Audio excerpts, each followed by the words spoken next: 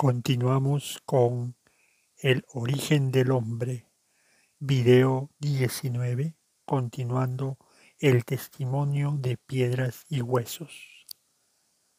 Además, la población boisei resulta diferente de los tipos robustos de Sudáfrica, de los cuales también existen restos suficientes para constituir una población definida, con características propias. Parece más claro que nunca que el boisei era un robusto en transición hacia superrobusto. También tiene una cresta ósea en la parte superior del cráneo, pero más pronunciada, con objeto de afirmar músculos de mayor tamaño que movía una mandíbula más maciza provista de grandes molares. Los premolares del boisei estaban en camino de transformarse en molares. Todo esto indica una vida adaptada a comer grandes cantidades de materias vegetales. Un modo de enfocar la cuestión del boisei que va ganando más credibilidad es el de considerar a él y al robustus como ejemplares que representan el final de la línea evolutiva de todos los australopithecidos. Aunque existen diferencias entre ellos, estas diferencias son de grado, no de género, e indican que probablemente ocuparon nichos ambientales semejantes, el uno en Sudáfrica y el otro en el África Oriental. Estas diferencias podrían explicarse por el hecho de que los dos medios ambientales no eran idénticos y porque en el transcurso del tiempo las dos poblaciones tendieron a divergir de algún modo como consecuencia de estar genéticamente aislados los unos de los otros. Miles de años después, estas diferencias se harían más grandes. Sin embargo, si al final todavía seguían pareciéndose algo, es justo asumir que, en un punto más remoto, debieron parecerse mucho más, y de aquí sigue que debieron tener el mismo antepasado australopithecino. La opinión más reciente es que tuvieron el mismo antepasado y que éste era del tipo grácil conocido como el africanus. Semejante conclusión hubiese sido tomada a risa aún a finales de la década de los años 60. Hasta hace poco se creía que el boisei era totalmente diferente del africanus. El eminente antropólogo sudafricano J. T. Robinson llegó a situar al robustus en una clase totalmente distinta del africanus.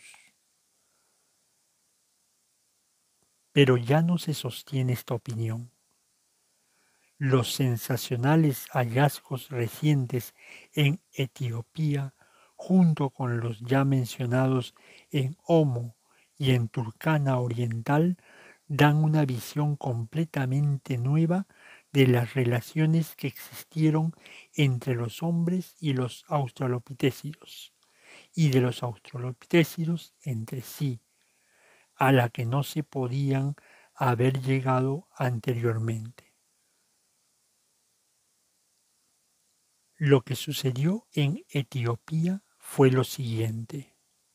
En 1971, Donald Johanson, un joven antropólogo americano, se unió con el geólogo francés Maurice Taïeb para explorar los estratos de fósiles de un sector remoto del desierto Afar, al noreste de Addis Abeba.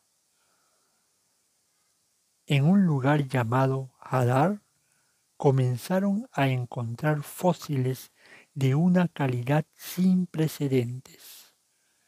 Primero encontraron una serie de mandíbulas y dientes de homínidos que dejaron a Johanson sumamente perplejo. Tenían una mezcla curiosa de características no sólo semejantes a las del hombre, lo que hacía pensar en el Homo habilis, sino también a las de los australopithecidos, lo que sugería al africanus.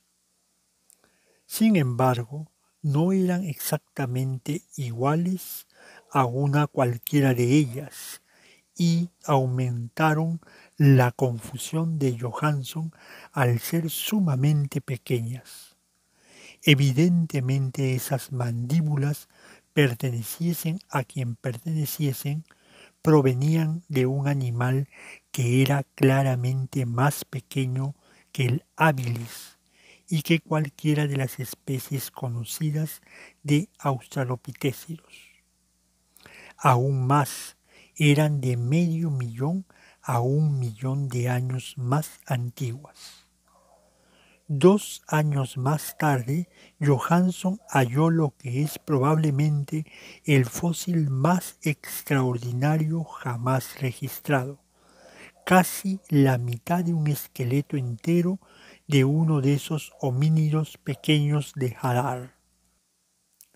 Ahora, por primera vez, era posible establecer sin ninguna duda lo que uno de esos individuos extintos sumamente antiguos realmente era. Hasta entonces, todas las reconstrucciones de los primeros homínidos habían sido realizadas partiendo de pedazos y trozos coleccionados en lugares considerablemente alejados en espacio y tiempo. No era posible saber a ciencia cierta si una vértebra particular era la apropiada a una determinada mandíbula. ¿Era esta la pelvis de una hembra y aquel el fémur de un macho? ¿Era correcto unirlos? Al aumentar el número de piezas se consiguió una imagen más clara, aunque nunca llegó a ser lo suficientemente clara. Al tratarse de obras de pedazos, las reconstrucciones de los australopithecidos continuaron siendo un poco borrosas en sus bordes. Pero con Lucy, como se dio en llamar al esqueleto de Johanson, todas estas dificultades desaparecían.